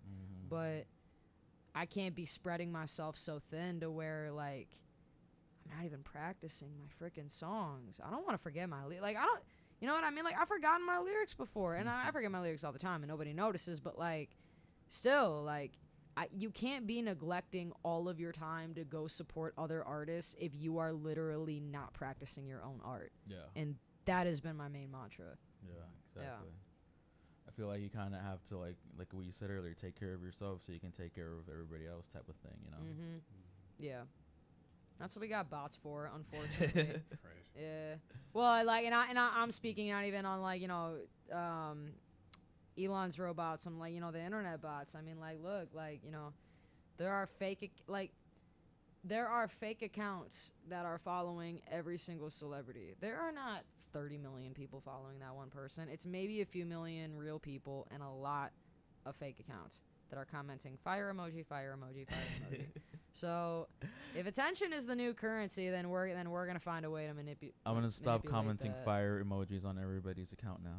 I'm so Thank guilty. you. Oh, I do the rocket ship now, because it just looks a little bit more like it looks like a look, because I'll do fire, but I feel bad now doing fire emojis too, because I'm like, oh man, like, everyone's commenting. You think we can just hire one of Elon's robots to do social media for us? Yeah. Hopefully, that'd be great. You think that's what the future's gonna be like? I It's already think. here. Yeah, Joe Rogan was just talking about it. He had oh god, which guest was it? I like him, but they were talking about how hopefully if robots become more integrated in society, then it will be a result of kind of like what the French Renaissance was like, where more people or government was giving artists more money to actually, like, make the city look beautiful.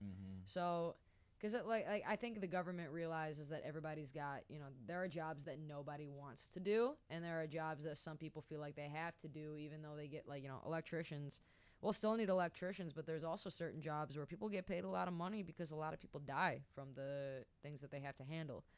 So there are some jobs that, for the safety and benefit of the health of Americans, they will be replaced. But hopefully that just means that there's more money for people. For creatives. I think just for people. I just think for people in general. Like, True. like, this is the only political thing I'll say, but there's something to be said about how much money the government has and how much the government spends and how much money the government doesn't even give to its own people.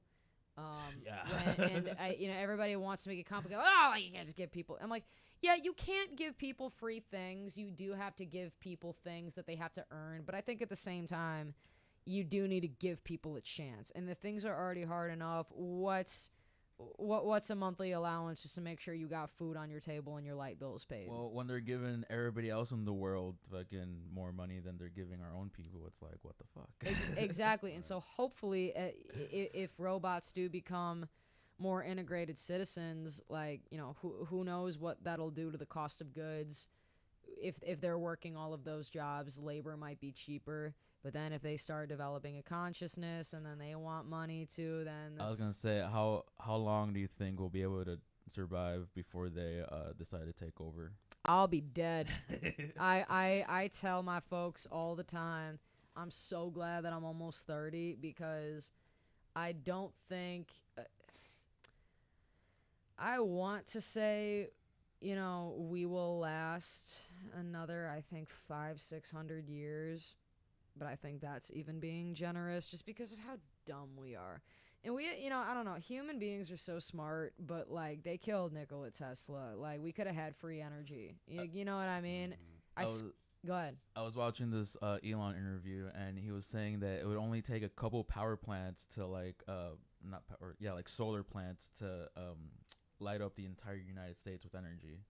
He's saying that nobody's trying to do that right now because all the fucking like oil fucking people are gonna fucking they're not for it, you know.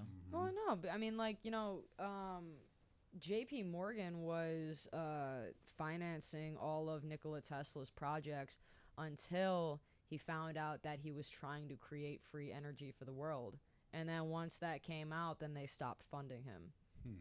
And then when he died, they like hid away all of his patents. Like I think he had a couple hundred and only like 18 are like public. That may be wrong, but I know it was something like that. I mean, I read into that too. Yeah, it's gatekeeping. It is gatekeeping, but it's so just obvious and in our faces. Yeah. Like I was on hold with ComEd for 2 hours yesterday, and I needed to make sure that they turned my shit back on. And the thing that I wanted to say to them, but I couldn't because I didn't want to piss the wrong person off, was like, you are literally enslaving us when energy should be free. Yeah. Why am I even talking to you fuckers right now? But of course, if I say that, then they're going to be like, nope. Like, shut down. I got another code 7, Brian. Yeah. They're on to us, Brian. Yeah, but you know, all of this, even like all of these philosophies play into why I make music, because like, I don't know, like I had a calling to be creative, not for the sake of wanting to sing about my crushes or cars. Like I wanted to sing about the crazy big questions that I had. That's why I talk about, like, I won't even call myself religious, but I talk about God so much in my music. I talk about, there's a song where I'm literally having a conversation with Lucifer. Like, just because I was like, ain't nobody really, nobody asks Lucifer how he feels. You know what I mean? Like, well, the thing is, if you believe in God, you kind of have to believe in the devil, too. You have to. Yeah. I love the theory that, I even love the theory that Lucifer is the devil. I love that. There's so many theories that I love. I love the, So I've heard about this whole like devil and Lucifer being two different things. So if devil isn't Lucifer, who is he? But see, that's the thing. Like I was raised on the idea that the devil and Lucifer were two different things. But then when you actually read the story, it sounds like, well, because God literally created the devil. The devil didn't even appear until like what, the New Testament? Something like that. it may, Well, he was. Well, I don't. fallen angel. I was gonna say I don't know when he appeared, but I know he was supposed. He's an angel that like decided to disobey God or something like that. but what I think too, like, you know, I mean, God was a lot meaner in the Old Testament. Oh yeah. If you read the Bible in general, like you'll find a lot of horror stories in there, dude. Yeah. Like, He smited people. Can you imagine getting smited? You're just walking down the street one day, it just like if you take away the whole religion aspect of the Bible, like the First Testament, dude, He's kind of it's a a dick. fucking Yeah, and so what I think is, testing you. yeah, literally, like I kill kill your son. yeah, kill your son. Kill your brother. But Your only brother. Kill him now. but my favorite thing about that whole Lucifer is the devil theory is that you know, a lot of people probably thought like, hey God, you're being a bit of a dick, and he was like, well, I can't have people thinking I'm a dick, so I need to create one. So he was like, this motherfucker is jealous of me. So how about you go be the bad? You can be the bad guy if you want to be the ruler so bad. You can go rule here. And then God was like, everybody, he's doing all the bad stuff. Like, you can blame it on him. But, like, you know, if it's me and I did it, like, I was just testing you. But he's evil. That's So- like, that reminds me of me at work when I fuck up. I'm like, no, I knew it. I was just testing you. But when somebody else fuck ups, you're a dumbass. Yeah, yeah. You're like Damn. pushing him out of a cloud, like he's the fallen angel. Yep. What an idiot! This guy. Don't be like him. Shouldn't have been shooting himself. But I'm gonna flood the world. Well, actually, I don't think the whole flood story I love too, just because it's a shared story within every civilization. No matter what religion you follow, like in every text, there's like, but that we'd have to do a whole another podcast on how, like, you know, it was probably like, you know, Pangea was like Atlantis was the big city, and then it flooded, and then, you know, that's when the alien race died off. I love these theories. Right. Yeah. I'm a strong believer that most religions are talking about the same thing. If you read, or I haven't read a lot of like religious books or nothing, but from what I have grasped is that a lot of them have like a concept of like good and evil and wanting to do like good in the world and stuff. And flying people, you know what I mean? And like they jokes depict aside, serpent yeah. and wing people, yeah. Yeah, they were all just depicting the same person in like a different language. And if you Mhm. think about it, the Bible was like translated a billion times. You know what I mean? Right. So who knows Maybe what's podcast true, for man? another day. Yeah, We can follow some rabbit holes. I will do a whole podcast with y'all on conspiracy theories, but we need appetizer platters and joints. Like, each of us have a joint in hand. And don't forget the Malort. Yeah, don't forget the Malort. Malort next time. Listen, if we do a podcast on conspiracy theories, I will bring a brie cheese platter. We'll get some weed going. I mean, this will be the most rambunctious podcast you will We're gonna ever hold do. you up to that one. I know Yeah. it's straight. Within the next couple of months or so. I literally live blocks away. You let me know when you are free. I will be here. Like I've got crazy ass conspiracy Like theories. real that talk, I we can were just go. thinking about getting a couple people just talking about like crazy conspiracies and shit. You know what I mean? I'm so Spend down. a full podcast just talking about crazy shit. And then it'll turn into a whole ass debate. Let's go. Yeah, exactly. You know. Yeah. Let's. Malort might make it violent. within though, I don't reason. know. Within reason. We'll have some. We'll have a moderator. Of course, yeah. We'll ring the bell. We have a to. couple We have to times. start the podcast with a shot of Malort. There you go. Every 20 minutes into it too. You got to take another. You gotta pass around the Malort sign. A drinking. A drinking game. Oh, God. A How drinking conspiracy theory game. Yo, that sounds. We're on to I don't know something. how good that sounds. that sounds dangerous. That sounds like it would separate so many It families. sounds like a lot of microphones would get broken. This is the Yeah. last Hawk Wins episode. God damn it! I hate you, Jack. Of course they want to paint their roofs blue. It's because of the radar that they're shooting on it. No, it's because of the red dye. God damn it! And I'm really a lizard. Zip. Zoop. Oh, I'll be shit. back to my planet now. That's before I take your firstborn. Oh, shit. man. Well, Morgan, I know you On gotta that get. note. Yeah, right.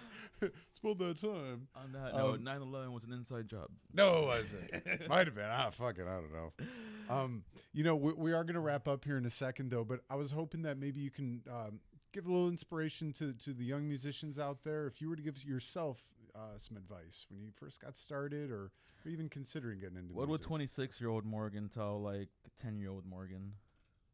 Or I guess 10 years ago. Yeah, 16-year-old Morgan. Go to as many shows as possible. Meet as many people as you can.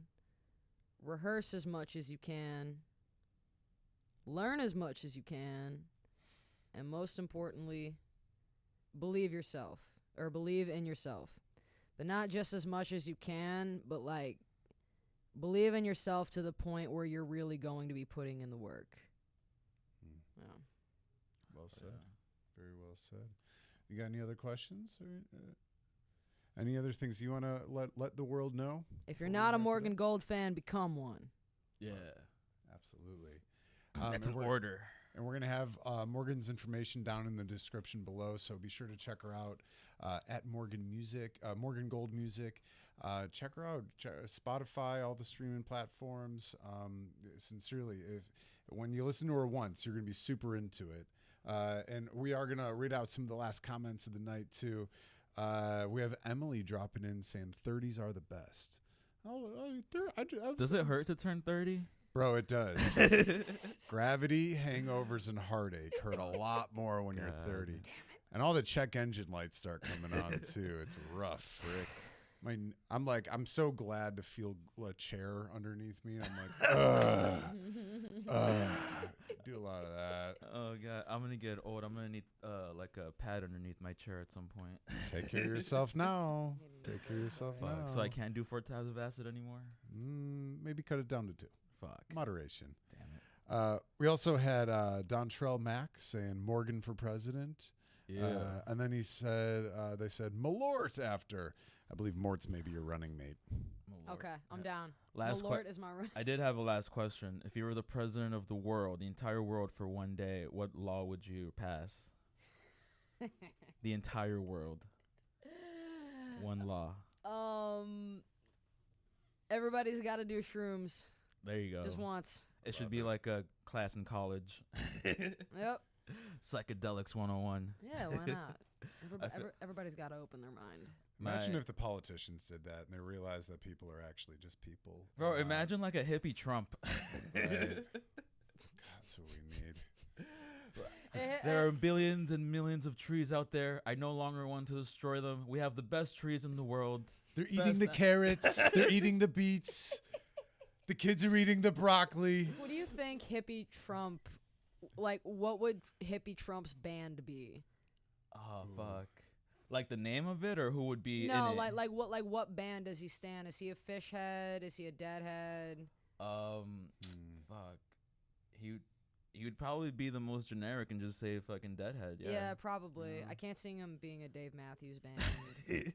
He'd be a Willie Nelson fan. He's still a trust fund baby. So what's like a kind of a trust fundy band? What's like a Yeah. yacht rock band? Right. I was thinking the Eagles. I could see him being an Eagles fan. Yeah. Maybe. Maybe.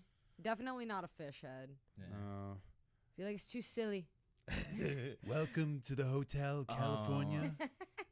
Such a lovely place. Such a lovely place. What's that one fucking You can check out band anytime with you like like. the fucking But you can't never leave. You can never leave. You can never leave. It's my hotel. Mirrors on the ceiling. Pink should re- champagne on ice. they should rename it Trump Hotel. Pour the coldest beer you've ever had. on Oh. top of Trump steaks. What was that one band with that album, Other Dark Side of the Moon? Pink Floyd. Pink Pink- Floyd. yeah, I don't. Why the fuck was I? I Love used to that li- band. He would probably be a fan of them. I'd say so. I mean, who isn't? They're so good. Yeah. He'd love The Wall for sure. Dude. That'd be his favorite album. I think that's a given. He did, I did. He's like, but we're gonna eliminate the tear down the wall part. We're just gonna keep it up. The Wall. The wall stays. It's up. It's here. Oh man, we said we weren't gonna get political, but here we are, That's not political. doing the impressions, doing the mockery. I know. Ugh. I'm pretty sure I read somewhere that Kamala's husband likes fish, Mm. so that checks out. Tim Waltz is a deadhead. There you go. JD looks like he'd probably be into Widespread Panic. He looks like he listens to Zach Brown Band and Yeah. keeps a beanie on all summer. For sure. He Right. loves a little bit of chicken fried and a cold beer on a Friday night. And a pair of jeans that fit just right and the radio up. Just a small Ohio boy, you Just know. a small town girl. Well, we obviously know Trump is a fan of Kid Rock, True. obviously, and Bar Hulk, with the bar, the bang, the bang, boogie, and apparently Hulk Hogan. And Hulk Hogan. That's his best friend. I love Hulk's music. Oh, he's great. Yeah, I love his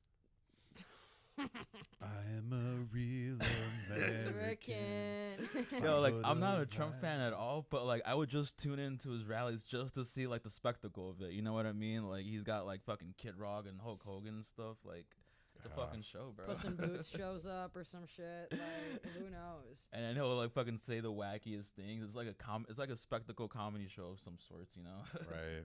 God, when did American politics become a freak show? Social media. It's entertainment, Right. man. Literally, so like the second we got social media So- and memes were a thing. So now politicians are even like they're not. You know how like they would go on like the news and fucking have like interviews with people and just talk about like their views, and now they're going on podcasts like Yes. fucking famous Mhm. people's podcasts and like talking about literally just saying, well, before we used to go on news, now because of the internet we have to go on these podcasts and shit. You know? Mm. But yeah, Fucking Kamala crazy. was just on Call Her Daddy, and Yeah. Trump is about to go on Rogan. He was just on Theo Vaughn. He was on Flagrant a couple weeks ago. Yep. The fucking that one dude, David or something Schultz. Which is crazy because though, like, again, like a lot of content creators and like podcasters, they have on these big guests, but I almost feel like they just, I don't know, like a lot of these people got to take a course in asking questions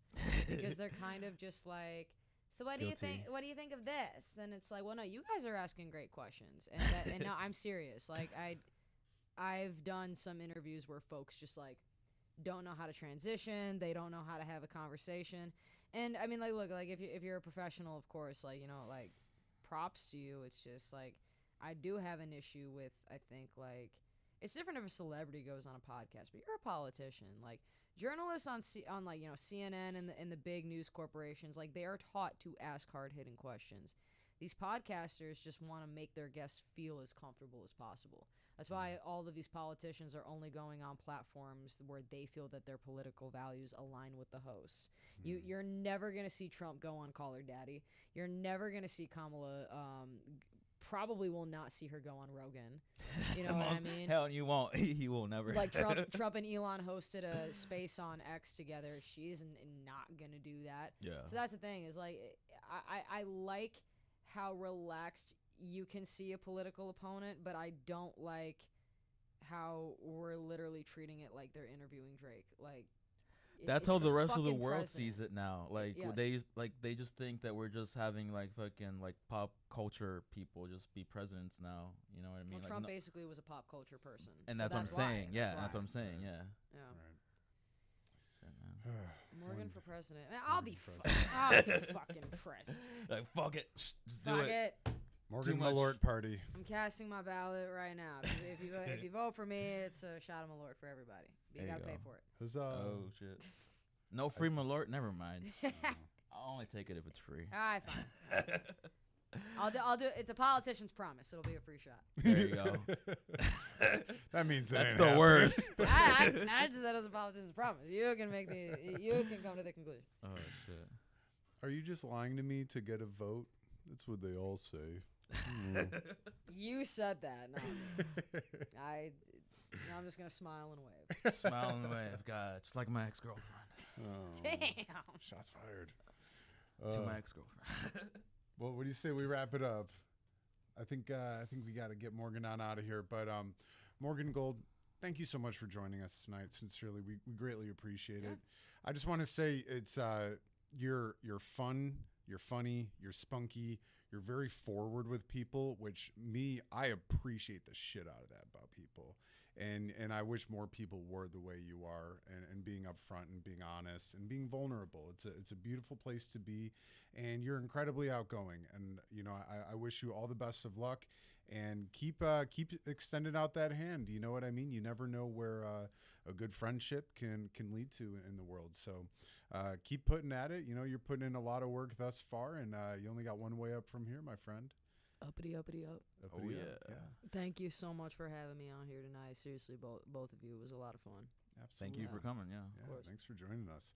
And tune in next time Morgan comes in, because we're going to have Malort and conspiracy theories. I'm so excited. Ooh, I'm so yeah. excited.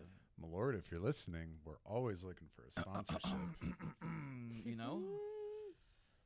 And Just saying. Celsius. And Celsius. Anyways. And Zins. Maybe Zins. Zins would be a cool Zins sponsor. will be to a cool get. sponsor. I've been trying to get you to take a Zin. You You did would- last week. Did or you try it, 2 though? weeks ago? Yeah. Oh, you did? I Oh, put it- that's right. Yeah, you did. Do you like it? It was good, yeah. Yeah? You didn't get I the felt- hiccups? Or No. I felt a little pep in my step. Yeah, it's nice. They're fun. They have like pre-workout Zins, bro. Oh, I saw that. Dude, I don't know if Yeah. I'd be able to handle that shit. Your skin's going to feel like a crack addict, though. Dude, You get itchy with that pre-workout, I'm telling you. I've snorted pre-workout before. That was a big mistake. Oh my Why god. would you do that? I got Because you dared. thought it was like cocaine. I got dared to do it. Oh, It God. worked. Yeah, I bet. Yeah. However it gets into your body, Yeah, it will work. It burned though, like a motherfucker. It burned. Mm. You probably ran like a fucking gazelle that night. Yep. I never liked the treadmill until that night. Do you ever go to this one bar called Exit? Yeah, I've been to eggs. So I was playing a show there one time, and our set was like at 2 in the morning because they didn't close till 4. My guitar player gives me a scoop of pre-workout, and I've never taken it before. So I'm just like, oh fuck, all right, cool. I fucking take it. My heart started beating out of my chest. I'm like, what the fuck do I do now? I went outside. It's the middle of winter. I'm just doing push-ups. I don't know what else to do, guys. My heart's about to explode. Your fingers get all like tingly too. Everything, yeah. You just gotta move then. Yikes. Anyways, that's my pre-workout story. But Oh, come doing it in a controlled setting with your old pal. I'll get you some good stuff. the where I healthier can stuff. actually work out. Yeah, yeah. And you can sweat it out after in the sauna Mm. too, because that's half the battle. But well, let's wrap it up because we gotta get Morgan on out of here. Ladies and gentlemen. Again, thank you guys so much for joining us tonight. Thank you all for the comments too. We greatly appreciate you leaving us the comments. Again, check out Morgan Gold Music. We're gonna have her information in the description below. And again, tune in every Wednesday. We're right here at Q4 Radio. And we're gonna have a lot of fun. We got a lot of cool stuff coming up the rest of October and into November. Shout out to our boys, the Kino crew. We got a pretty fun gig coming up. They Kino got a crew. film called The Gobblehead coming out, and we're gonna have some very fun things to do in the coming horizon. So.